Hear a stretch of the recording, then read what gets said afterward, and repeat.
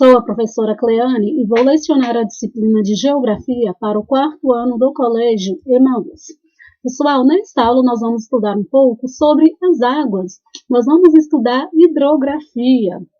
Nas aulas anteriores, nós estudamos o relevo, vimos quais são as principais formas de relevo, quais são os fatores que alteram o relevo, que interferem na dinâmica do relevo.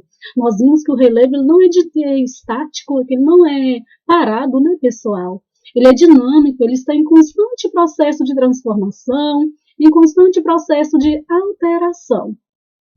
Nesta aula, vamos entender um pouco sobre hidrografia. Hidrografia é o ramo da geografia que estuda as águas. Hidro quer dizer água e grafia, descrição da água, estudo das águas. A maior parte da superfície da Terra é coberta pelas águas que formam os oceanos, mares, lagos e rios.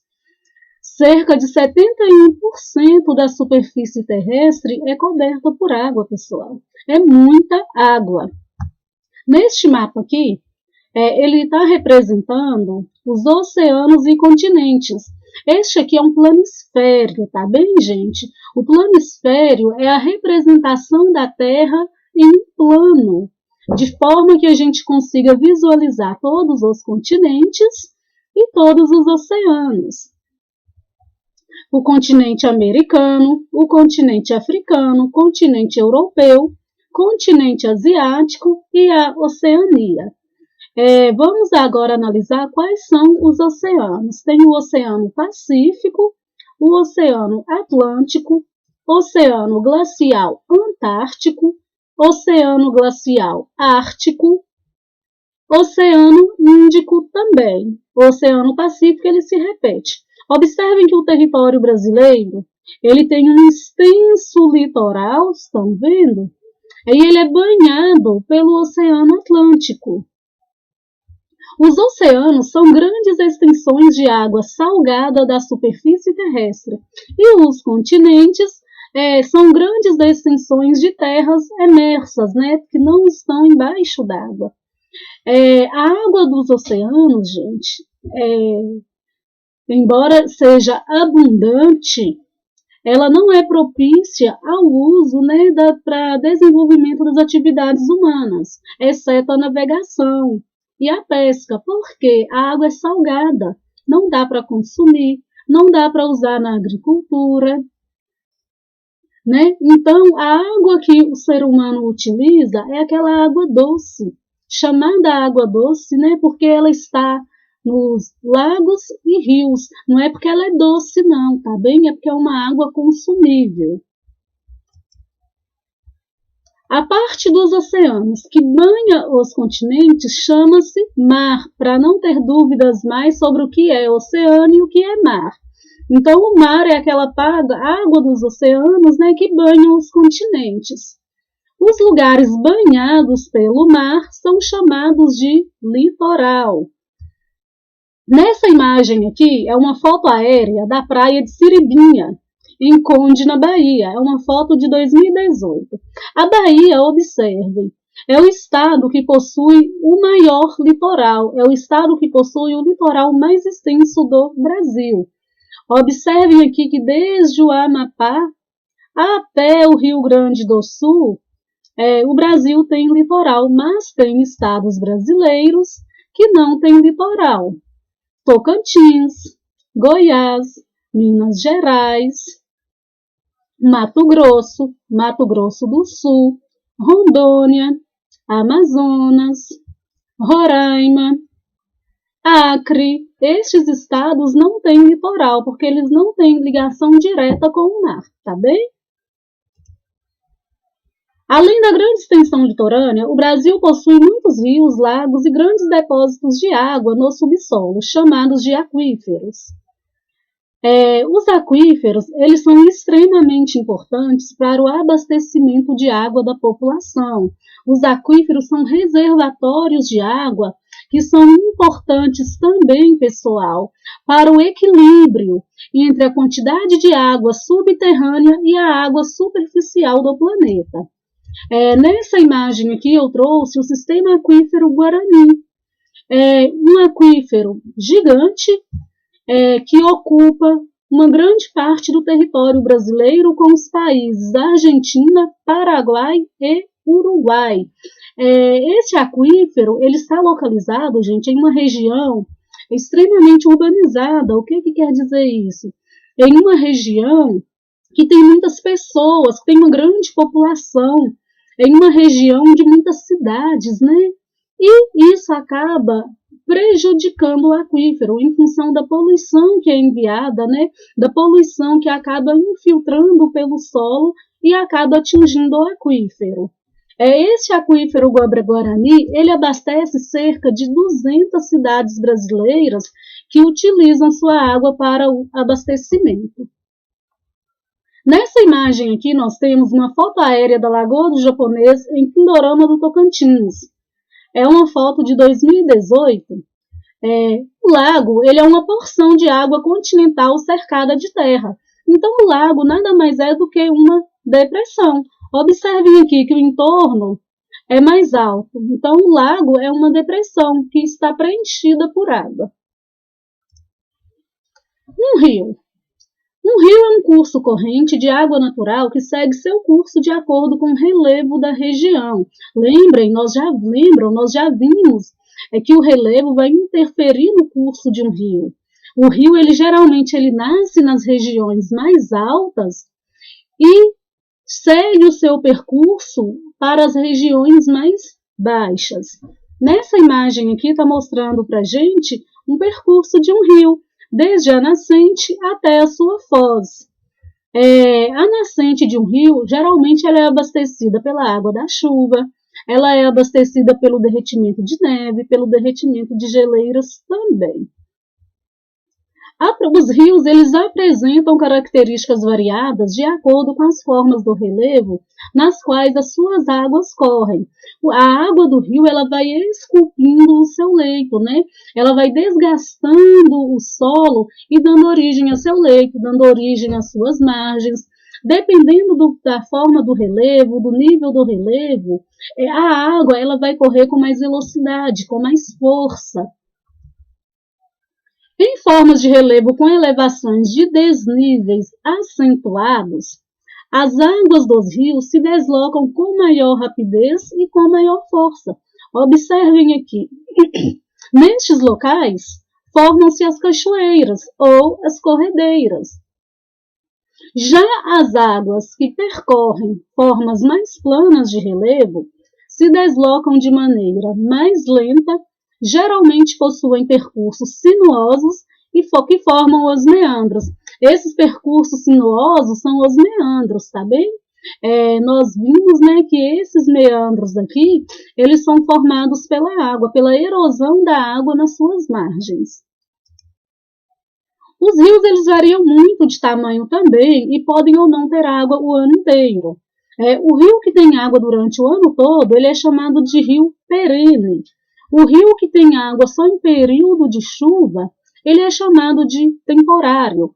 A característica desses rios temporários, ela é mais presente na região nordeste do Brasil, que é uma região que apresenta um clima semiárido, né? Que é um clima mais seco, com temperaturas elevadas, com poucas chuvas.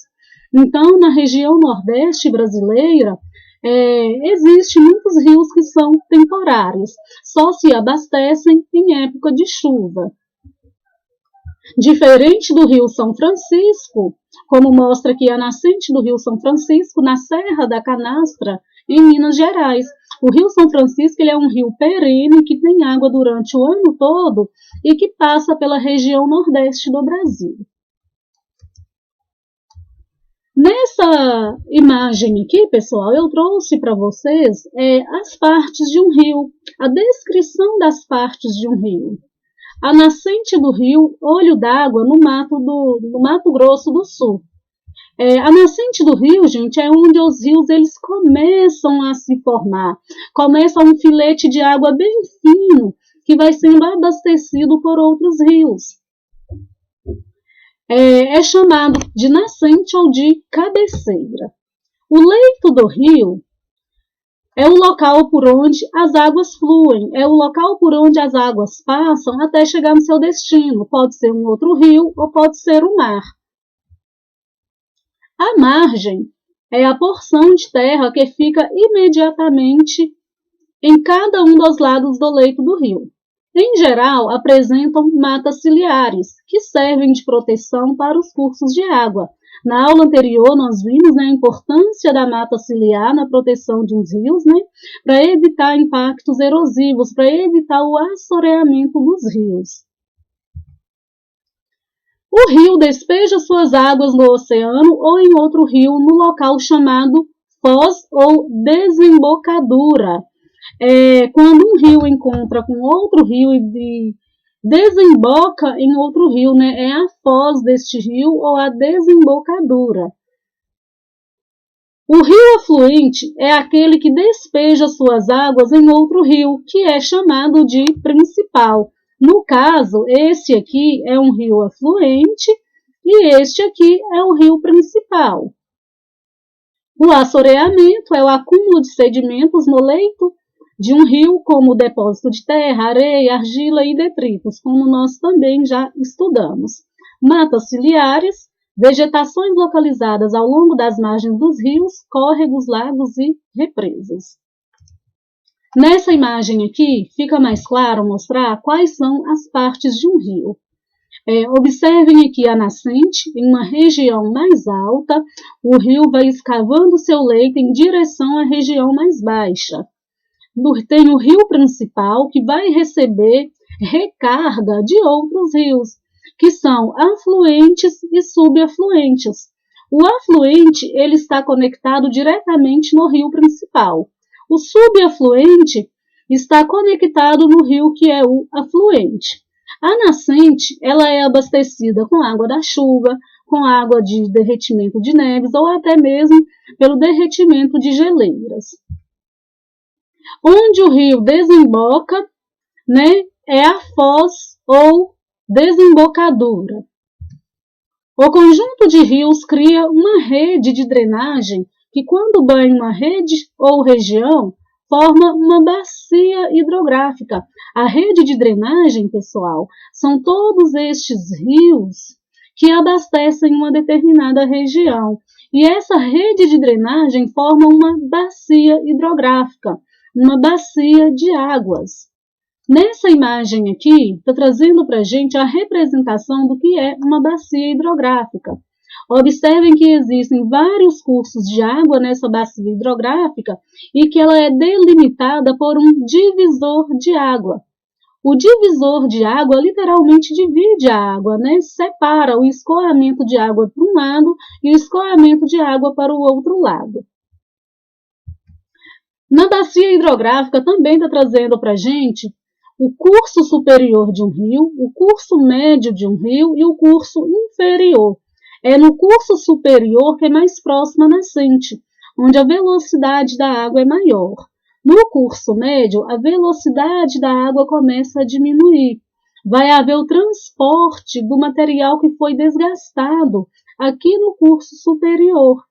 E no curso inferior, a velocidade da água é muito baixa, Então, vai haver o depósito de material que foi transportado ao longo do rio.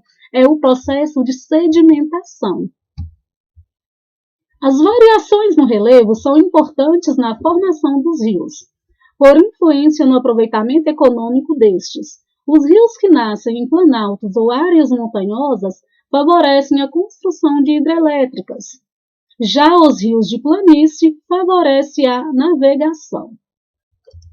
Nessa outra imagem aqui também tem os elementos de uma bacia hidrográfica, a representação de uma bacia hidrográfica. Nessa imagem aqui fica mais claro o que é o divisor de águas. Observem aqui que o divisor de água aqui é uma montanha, uma serra, montanha não, é uma serra. E essa serra está dividindo duas bacias hidrográficas, porque os cursos de água correm para a direita e correm para a esquerda. Então, essa serra, com um relevo uma altitude maior desse relevo, contribui para separar essas duas bacias. Vamos ter os afluentes, né? O rio principal, a nascente deste rio principal, o lençol freático e o fundo do vale. O fundo do vale, gente, é o local que geralmente inunda em período de chuva, em período de cheias. Nascente, então, local onde a água subterrânea brota para a superfície, iniciando a formação de um curso d'água.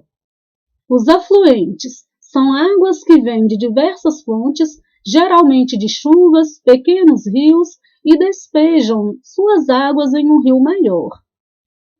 O lençol freático é o conjunto de águas que se depositam naturalmente no subsolo. Lembra, quando chove, parte da água ela infiltra, não é verdade? E parte da água escoa superficialmente. Essa água que infiltra vai para o lençol freático. Divisor de águas. As linhas divisórias localizadas nas áreas mais elevadas do relevo, no encontro de planos que marcam a mudança de sentido no escoamento das águas da rede hidrográfica. E o fundo de vale são áreas próximas aos rios e córregos que geralmente sofrem inundações. Observem que o fundo do vale são as regiões mais baixas. Finalizamos então a nossa aula. Vamos dar continuidade na próxima aula sobre o estudo de bacias hidrográficas. Tem algumas atividades para vocês fazerem no livro de Geografia, páginas 123 e 124.